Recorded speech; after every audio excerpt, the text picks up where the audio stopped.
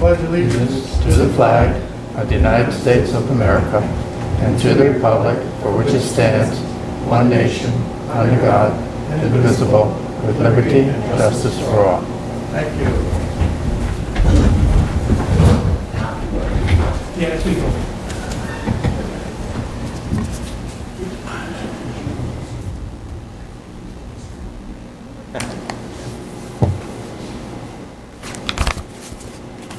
Good evening, everyone. Good evening, everybody at home. Try to get my junk together here.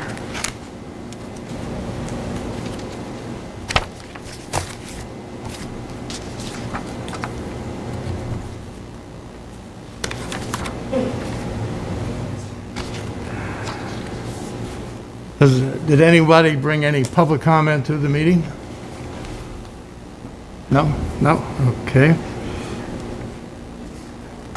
Our good town clerk sent us the minutes of the last meeting. Would anyone like to approve those? So moved. Do I have a second? Second. Thank you. All in favor? Aye. So carried. Thank you.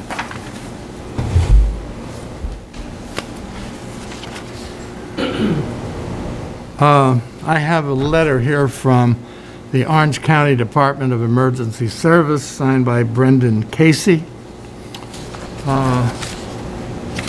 This has to do with our chief, Perry.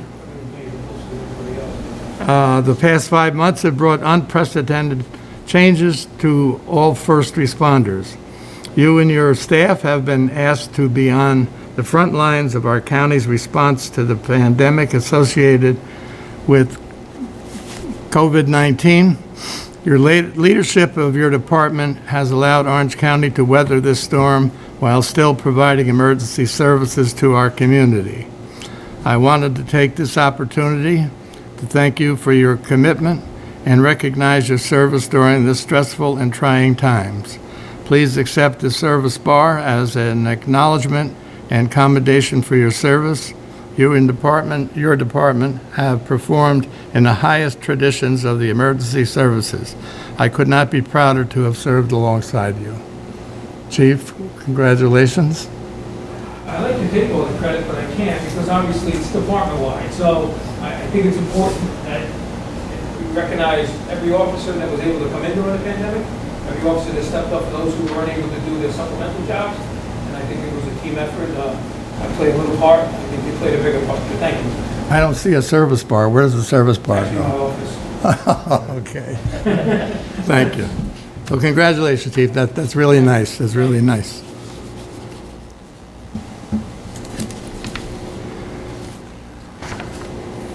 Okay, we paid out $223,410 to cover the check run dated July the 1st, 2020. Big items are Highland Falls Library third quarter contribution, $62,803. Orange and Rockland Street lights for June, $2,586. Pomona Power Equipment, Highway Department and Cemeteries equipment, $6,982. Pat, what was that? What was that for? That was for the mower to cut the cemeteries. Okay, all right. And that's the price of the mower, $69? Yes. Thank you. Removal of sludge, $3,584. Dechlorination project 3 and 4 payments, $97,375. And Rockland County solid waste 1 month landfill charges, $30,212. Any questions on that report? Why don't you ask me how I read it without my glasses? I thought I was going to take a look. But anyway, we'll move on. I seem to remember back in one of our budget meetings, we talked about the lifeguards and giving them a raise in pay that would be compliment them on what the training they have to go through in order to be a lifeguard. It's not just sign up and sit on a bench and sit in the sun and get your tan. So I seem to remember that they're getting paid $11.80 an hour now, and that we wanted to increase it to $13.50 an hour. Do I have a motion to change the salary schedule for the lifeguards from $11.80 to $13.50, effective immediately? So moved. Motion from Richie. Ty, are you okay with that? Yeah. I'm good with that. Good evening, Rich. Good evening, everybody. Okay, so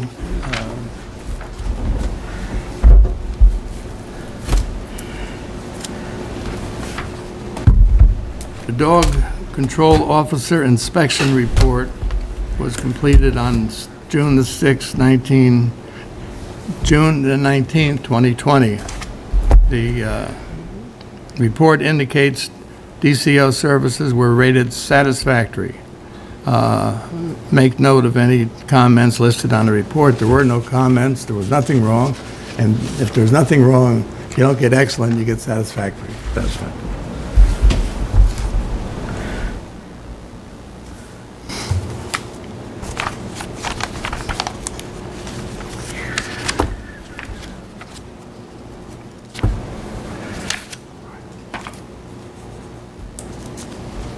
Board liaison reports. Councilman Parry? I'd just like to, again, compliment all the municipal employees on the good work that they're doing, keeping things moving. It's a difficult time for a lot of reasons, but again, just thank you. And keep up the good work. That's all. Councilman King? Okay. Good evening, everyone, and good evening, everyone at home. So I just got a few notes here. Start with recreation. The recreation director done a great job with the feeding program that was initiated a couple of years ago. Just over the past couple of days or so, he was involved with issuing out 3,800 pounds of food that was given out to community members over the, it's part of a summer program to ensure that while kids are out of school, that they can continue to have nutritious meals, which is zero cost to the community, by the way. So that's always a good thing. So kudos to the recreation director. Additionally, I have the Dollar Bus reporting that she got I think it's $32,000 receipt from the federal government. Are you aware of that? Yes. Okay. And that's usually a year behind. That's what messed up her audit, is it's kind of listed as revenue for this Right. year, but it's actually from last year. Additionally, they logged in 568 miles on the bus. But of course, we didn't receive a lot of revenue for that because we were doing COVID-19. We decided as a board not to Yep. charge. But still, very, very valuable resource to the community. Now, one of the things I had to talk to the board about, whether we do it now or executive session, is that apparently the director of the Dollar Bus had requested a stipend for cell phone use. Anybody remember that from the last budget? I know most of the department heads get a stipend, yeah. Okay, so I don't think she's getting hers, so we have to figure that one out. Okay. Okay. And other than that, Chief is here to talk about police matters, so I don't have to report from him. And that's all I have this evening so far. Thank you, sir. Councilman Sullivan? Good evening. Sorry I was late. Duty call. The Zoning Board of Appeals meets on the third Wednesday of every month. During the month of July, they will not be meeting. They will be meeting August 19th, which is the third Wednesday in August. They have a public hearing that they closed but didn't render a decision yet, so that's an open matter. In the building department, they're back at full strength. If you look down the road, the Latter-day Saints have some equipment down there. They're working. I just want to say, in that department, people have rights. They have one FOIL request that was over 500 pages. So they're carrying a lot of weight in there answering these things. And I think they're doing the best that they can, especially now that Phil's back and when they can do it faster. But one of them was 500 pages. That's a lot of work to put out. Just wanted to mention that. I used to give a monthly report. I'm going to start doing that again in August for the building department. During this COVID-19, I didn't want to hammer Bruce with that, with everything else they had going on. Down at the sewer plant, it's no secret, not a big deal. Bob's aware we've gotten a couple of notices from the DEC on violations for not submitting a net DMR. That's basically an internet filing of hard copy reports from the lab and the flow and all that stuff. I have spent a month and a half with the DEC and the EPA trying to reconcile that. Our plant operator, who is a gem, called me from his plant 3 different nights last week, having engineers that work at that plant, I don't want to mention where, helping him so that we're both signatories.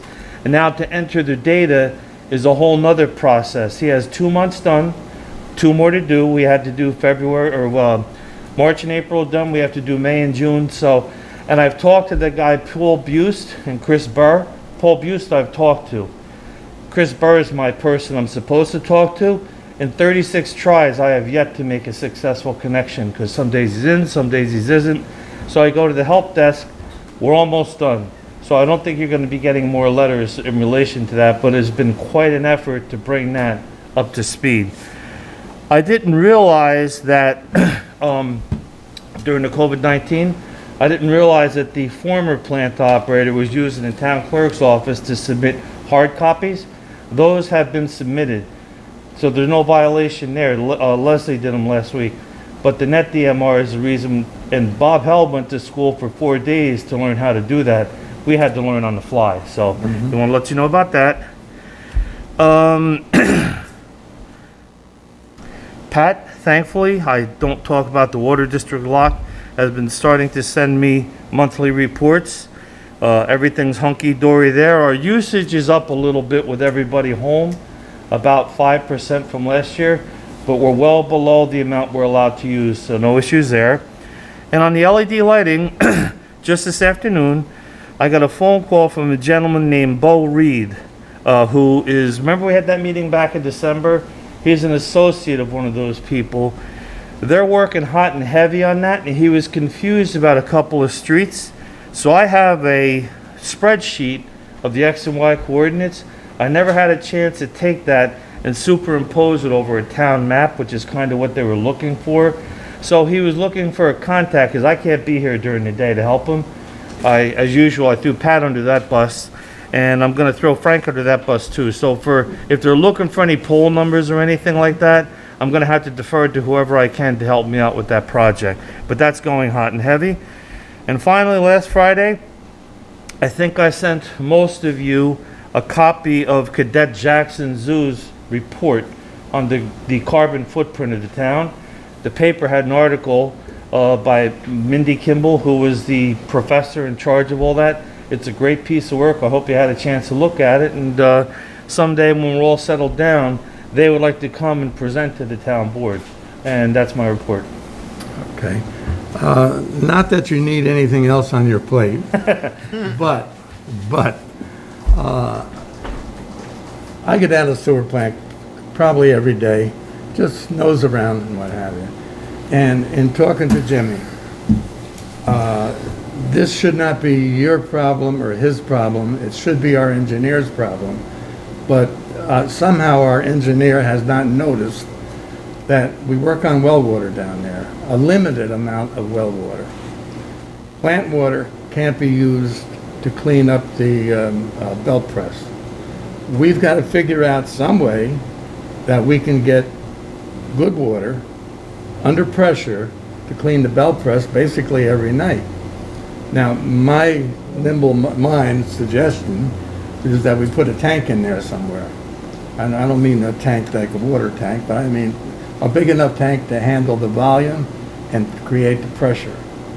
So if there's somebody you can talk to about that. Okay. Okay. I'll work on that. I mean, I don't want to be unprofessional and talk about that particular engineer. In regard to that, it's a shame that wasn't built into this plans, as well as the sludge that we have to remove Yeah. that's what, $3,000 a week? Right. That we thought would be part of the plans, and it isn't. The dechlorination system had a glitch in it in one of the pumps or something over the weekend. So the plant operator talked to Al Fusco. Al Fusco called the guy that installed it. The guy that installed it said he wants to get paid to come do whatever has to be done. So I said to Jimmy, give me that guy's number. I have something to say to him. I'm going to call him tomorrow, okay? So his name is Tim something, I'm not sure.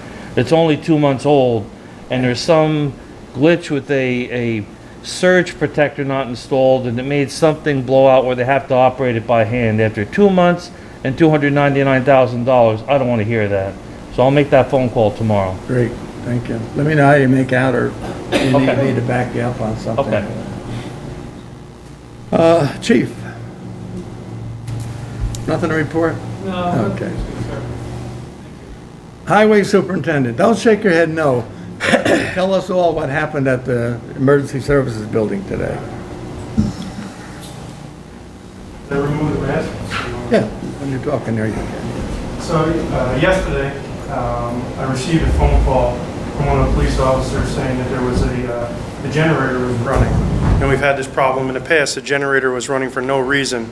So I told him to call 911 to get Orange and Rockland there to see if there was something going on in that location again. So they came down and they did a couple of things, checked a couple of things, and I didn't hear anything back, but apparently Chief Pieri did, and he was in at 9 o'clock last night with having problems. Today I received, Frank called me up and he said, can you go check the breakers? Something doesn't seem right. So I went down there and had Greg meet me down there. We checked a couple of things and the breakers were not working properly. Something weird was going on and we didn't know what. So I called Mike Perillo and he came in.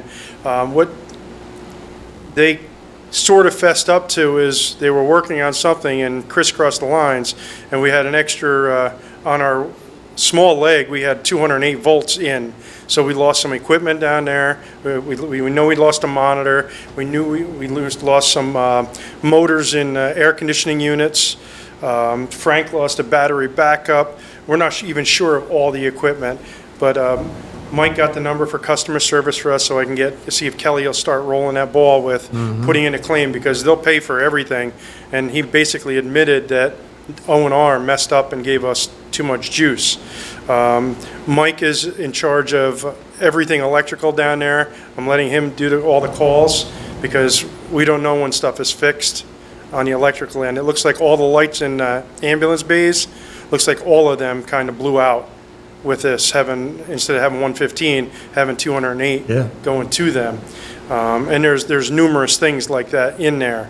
We're lucky we didn't have a fire. But Mike talked to New Windsor IT, and they told him what to order to get the police chief, basically get the part order to get him back up and running, and IT will come back in. But even for that, we're going to put in for anything that we spend down there. So it was an interesting afternoon, to say the least. 2 hours as well. I spoke to John McDonald from IT. He was great. I spoke to him 11 o'clock last night. He confirmed the server was down.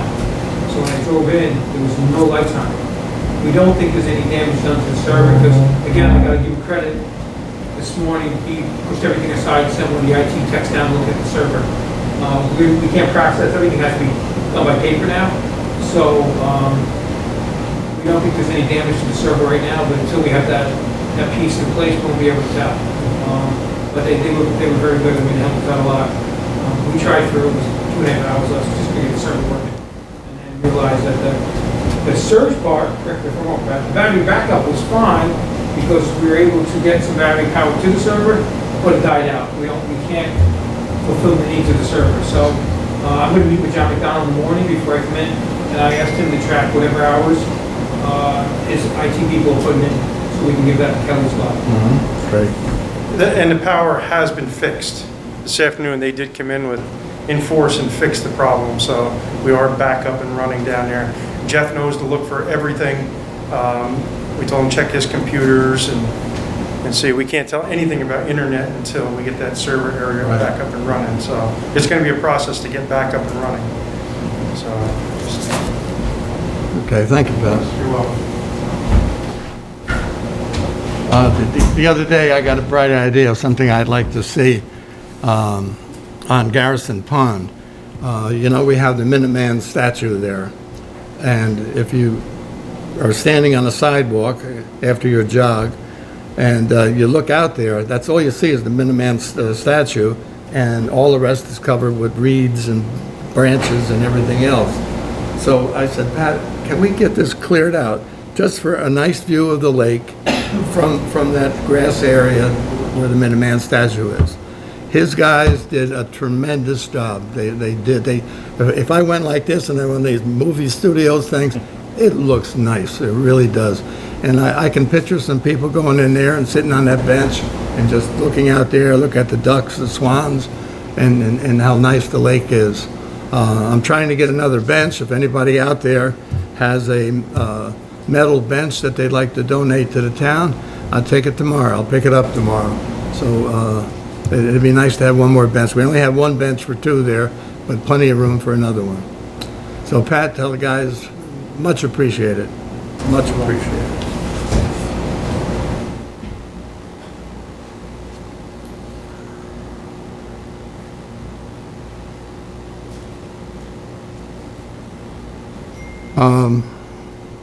I have a letter from the fire department, Fort Montgomery Fire Department. They're asking for some signage and some help in securing the parking issues on Firefighters Drive and also in Brooks's Park, where at the end of Brooks's Park, if you take a left, they have their area that if they have a problem with the hydrants and they need to draft some water out of the lake on weekends, that's been completely filled in where you can't get a truck back there. So we're going to try and put something together. Probably, I looked at that again today, Pat, probably a cable across those two ties that are up there, but a cable that can be lifted off. Okay, a cable. And a sign can go on the cable, no parking beyond this point, boat launching available. So I'm trying to take care of our local people. And what's happening is we get this deluge of people from the city and Jersey that come up and they use that parking area to go to places such as Hellhole. And that was another thing I was going to ask you, Chief. I'll ask you in public, and that's all right. Sure. If there's some way you can get together with the Palisades Park Police and the Rangers or whatever have you, if they're not going to take care of Hellhole and throw people out of there, that's not our job. That's their property. If they're not going to do it, then we're not going to stop the people from parking on that road. We got signs all over, and they do park there, but there's no sense in putting a ticket on a guy if he's able to go back and have fun in the hellhole. So maybe we can get together with them and... I asked them on Friday to be a message to patrol, obviously any 9/11 related memorials based on what had happened in some area towns, as well as some of the other parts of it, obviously Brooks Park for the access road and Minor Road. They did issue summonses there, and I think they impounded the car there last night. But once they're there, we can't find them. So I will sit with them, again, if they're violating it, I'm charging with trespass, you're not supposed to be in there. Yeah, but I guess there's signs up there. We have to venture down into the woods to look for them. So I told them if it's that much of a hazard, first opportunity, have people move their vehicles. Obviously, let's be kind and tell them, hey, listen, get off there. If not, issue some. If it's a hazard, it's in the roadway, to impound it. But I will take care of that tomorrow morning. Are they parking on Mine Road where the ordinance is in place and the signs are there? They're doing that? They have been issuing summonses this weekend Yeah. on that area there. There was summonses. As a matter of fact, they actually said impounded a motor vehicle from there, not from the area, switch plates, they did that. So sometimes they'll come by and there'll be no cars there. Next Yeah. time they come by, there'll be 2 or 3. So, I just want to check it. They definitely have an hourly basis when it happens. Yeah.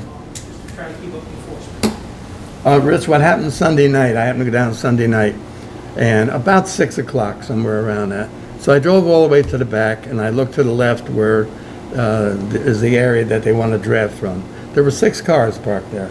A couple of them along the side, but then a couple were right in the middle. So there was that 6 cars, and then from that point where the porta potty is, all the way to firefighters Yeah. on that side of the park, they were all parked there. Now, this is the sad part.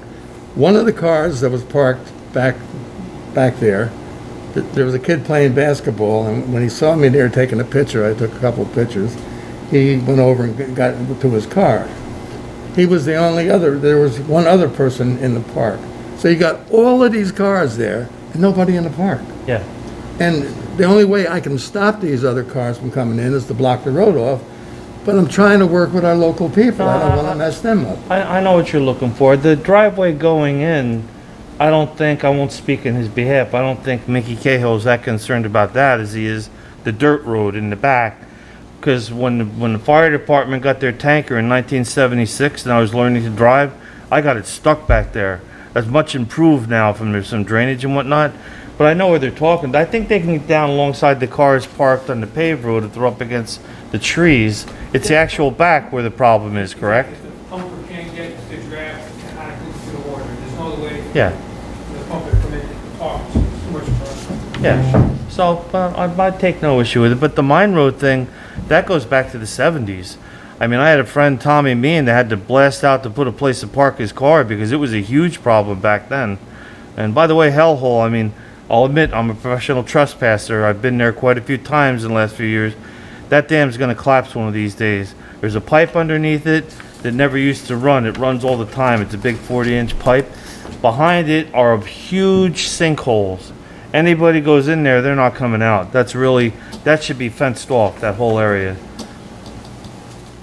I know a local restaurant owner that's been here 52 years and has never seen hellhole. Never. 52 years.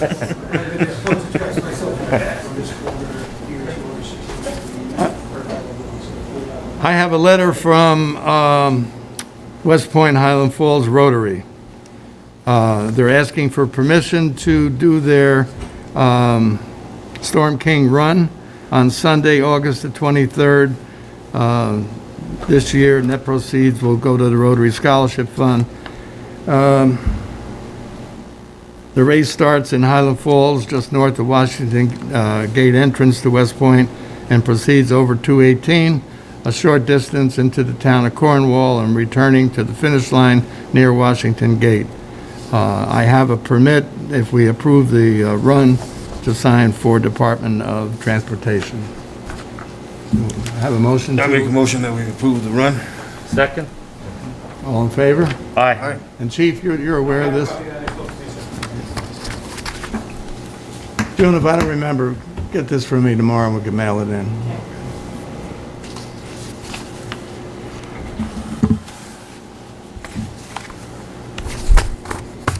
Justin, you can, since I have your letter here, I asked you to look into something from our last meeting, and that is requiring employers to provide additional sick leave to employees affected by COVID-19.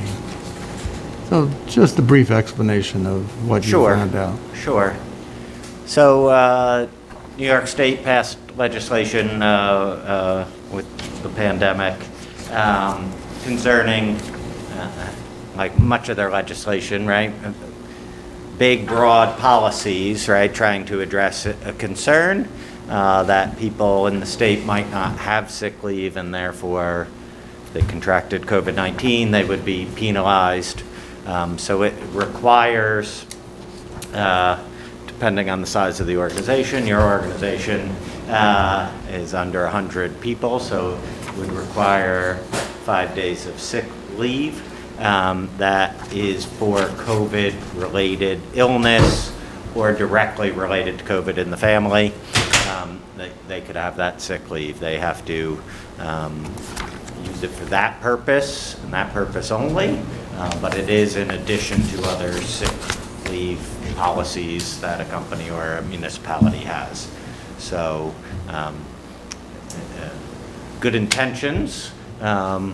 Sometimes the implementation of these policies are difficult in knowing that it's being used for the proper purpose and someone's just not a little under the weather. So, That's good. go further or that? No, sort of- that Okay. works for me, thank you. Okay, what do I do with my?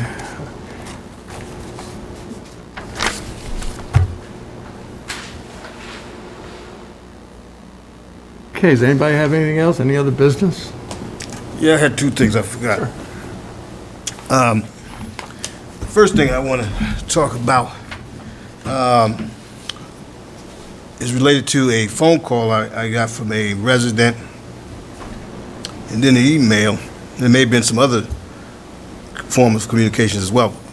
But the point of the matter is, allegedly, there is a perception that there's a town employee that put something on Facebook that could have been racial in nature. And folks seem to be really upset. So what I would like to ask the community to do is allow the town and the supervisors of the folks to do the proper investigations to ensure that they get to the bottom of things. And if somebody's deserving to be held accountable, I'm sure that will happen. So before the rumors start to swell or folks decide to come jump up and down here at town halls, remember that this type of situation, even the alleged person has rights as a civil servant. So you have to have due process. So just know that the town is not covering anything up. It's not anybody just sweeping anything under the rug. Those things that are concerns are being addressed by the proper supervisors. You may or may not hear anything because of laws related to privacy. But the fact of the matter is, as a town councilman, those who have called me, I'm here to assure you that things will be addressed, and the facts will come out, and folks will get the accountability that's deserved, if there is deserving. So that's one. Second thing I would like to say, more pleasant, is that I was around this weekend to various places, such as Dog Park, and Brooks Park Pond, and throughout the town of Highlands. And as much as you see, or I see on television, a major debate about whether we're going to wear the mask, not wear the mask, and all these types of things, what I was pleasantly surprised to see that despite a warm, nice, beautiful day, I saw two things consistently. One, people social distancing as they were out enjoying the wonderful Hudson Valley, New York, Fort Montgomery, town of Highlands area. And two, where they couldn't social distance, they were wearing masks.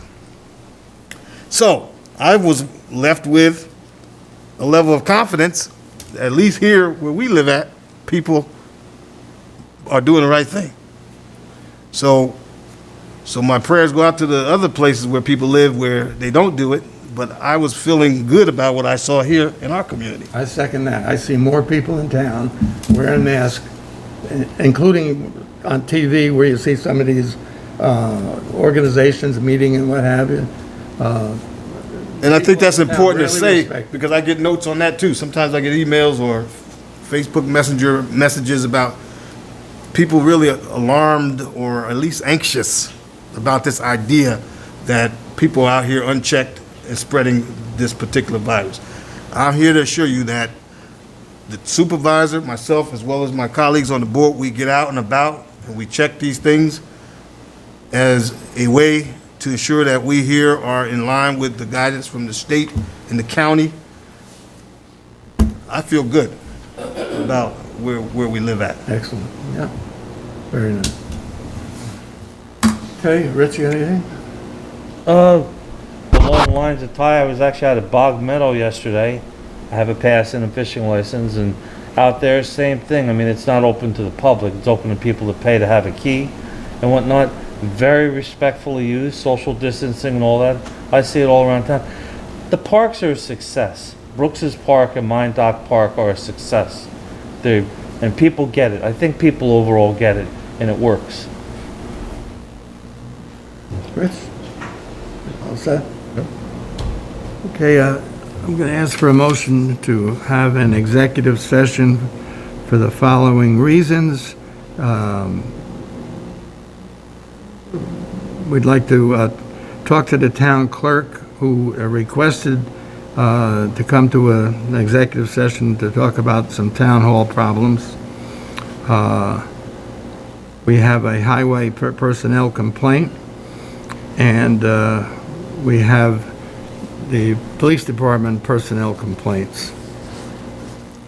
All those in favor? Aye. Aye. Second? Second? Yeah, Okay. I made the motion. Second? I second the motion. Okay. I'm going to ask the town board, you know my office isn't big enough for social distancing, but I think that's the proper place to have this meeting. So make sure we all go down with our masks on and keep them on. Okay. Does that sound all right to everybody? I can be overruled and we can stay here, but, I second. okay. All in favor? Aye. Okay. And we'll adjourn the meeting, the regular meeting downstairs when we get done with the